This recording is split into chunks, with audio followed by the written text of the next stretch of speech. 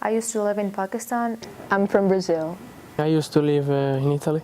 It's like really different, I would say, because my school, we just had like girls in my school, and here when I came, so they're like co-education and girls and boys are both. The schedule is completely different, and we don't have in Brazil. We don't have to move classroom to go to another class. The teacher is supposed to move, and we don't have a lot of activities after school like you have here. The school start later and finish earlier than here. Yeah, I used to play hockey, but now I'm joined to clubs because we are done. The season is in.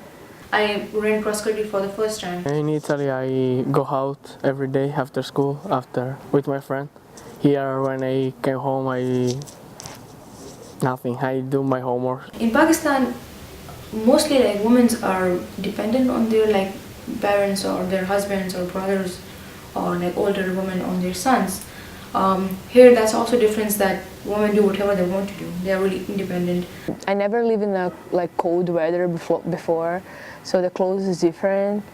The foods are kind of different. The biggest culture difference is people like how they behave with each other, how they greet each other, how they talk to each other. That's really different. We get a new vision when you start to talk to people who think different, who speak another language. I know new people. I learn English. In Pakistan, we don't have roller coasters. So when I came here, I went to Six Flags, and like first time roller coaster was really fun. I can learn English here, and I can know people from different places in the world. I miss my food because in Pakistan we eat a lot of spicy food. My family, my friends.